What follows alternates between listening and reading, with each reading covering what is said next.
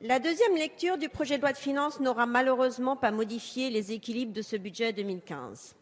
Des équilibres dégradés qui portent les conséquences des orientations prises depuis le début de la mandature. Les options prises depuis le début du quinquennat sont claires. Augmenter la fiscalité des ménages et contenir les dépenses publiques en espérant ainsi réduire les déficits. Alléger l'imposition des entreprises de manière inconditionnelle en espérant des créations d'emplois. Hélas, à mi-mandat, les résultats sont là. Ni la réduction des déficits, ni les créations d'emplois ne sont au rendez-vous. Vous faites dans ce budget ce qu'on appelle un geste en faveur des ménages, mais ce geste reste modeste. En effet, quand les entreprises se voient exonérées de 19,2 milliards d'euros, les ménages ne verront leur prélèvement baisser que de 2,9 milliards. Les entreprises vont en effet bénéficier d'exonérations complètes ou d'allègements de cotisations patronales pour 4,5 milliards d'euros. S'y ajoute la réduction de la C3S pour 1 milliard et bien sûr le crédit d'impôt compétitivité pour 16,3 milliards d'euros en 2015. Les ménages, quant à eux, ne bénéficieront que de la suppression de la première tranche d'impôt sur le revenu et de la décote pour 3,2 milliards, auquel il faut ajouter quand même la transformation du CIDD en crédit d'impôt transition énergétique et l'éco-prêt à taux zéro dont les crédits alloués sont augmentés de 500 millions d'euros.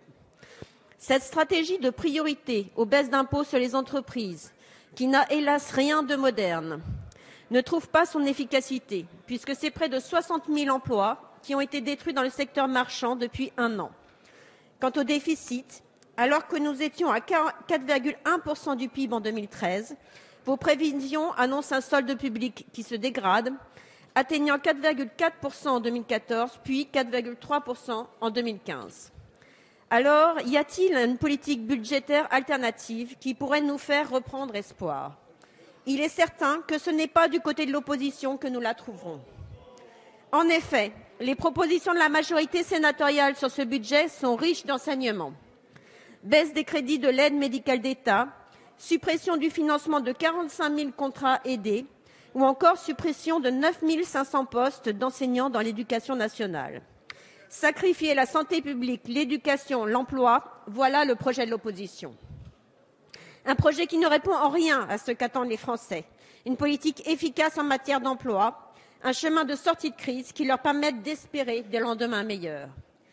Alors même que la Commission européenne a pris conscience de la nécessité de relancer l'investissement, la France, elle, n'en prend toujours pas le chemin et ne propose d'ailleurs à la Commission, dans le cadre du plan Juncker, que de financer des projets déjà lancés. Pas de priorité à l'investissement et pas de priorité à l'écologie, puisque, faut-il le rappeler, l'écologie paie le plus lourd tribut à la politique de réduction des dépenses publiques, avec une baisse de 6% des crédits en 2015. Nous attendions de ce budget 2015 qu'il rompe avec la logique à l'œuvre depuis le début du quinquennat, qu'il donne priorité à l'investissement, à l'emploi, au pouvoir d'achat, à l'écologie. Rien de tout cela n'est malheureusement à l'ordre du jour. C'est pourquoi les écologistes s'abstiendront majoritairement sur ce texte, comme en première lecture.